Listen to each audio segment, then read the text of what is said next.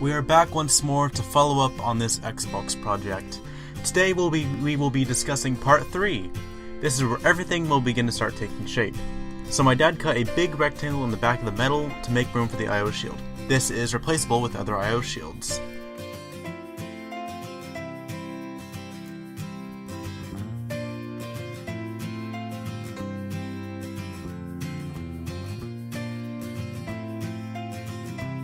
So the motherboard fits right in there, but we'll still need some brass standoffs.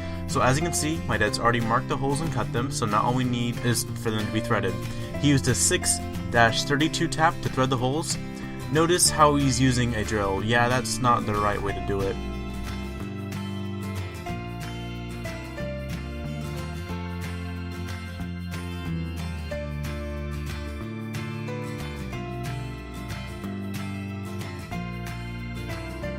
So here he threads one hole and tests with one brass standoff. It's a perfect fit. So he will continue to drill the other holes and will now screw in all 4 of the other brass standoffs for the motherboard to rest in. And moving on.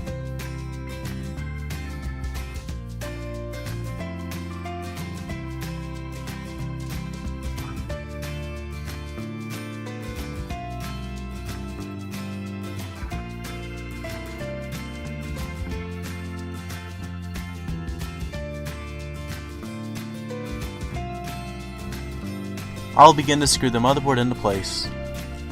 Next, I have 2 sticks of RAM, each 2 GB of 1600 MHz G-Skill Riptails RAM.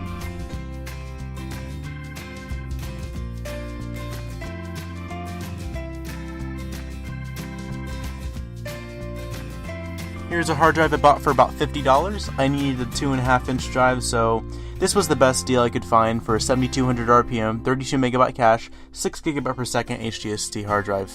And now I'm opening it in front of you.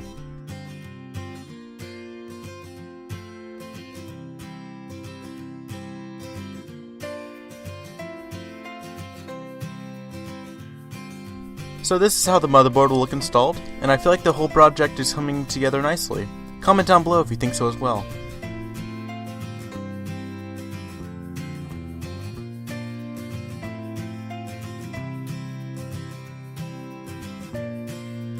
Fast forward a little bit and we're back in the garage.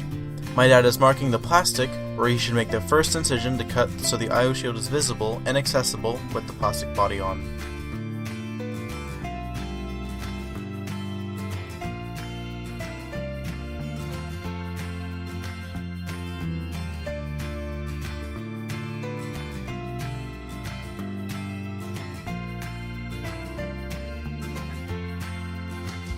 Here we are marking and planning so that we can cut out more of the Xbox to be able to fit the cables from the power supply on.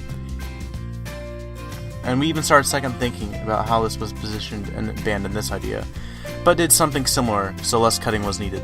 Now we're looking at the cable space needed because we can't fit the power supply inside, so we'll have to have it ghetto mounted on the outside.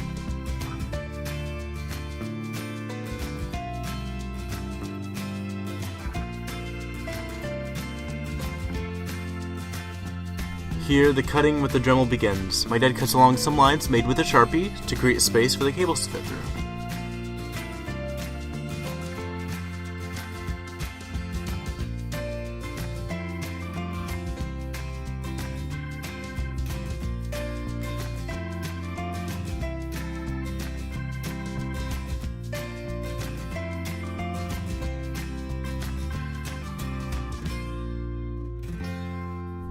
Now he begins to do something not nearly as pleasing to the eye and just cuts some plastic.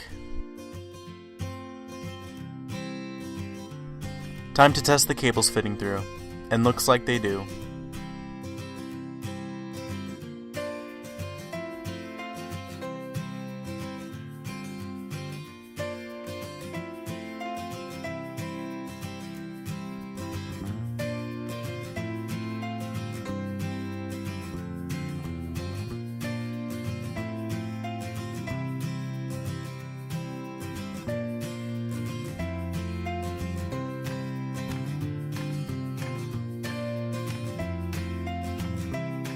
Meanwhile, it's time to cut the other side of the case as well.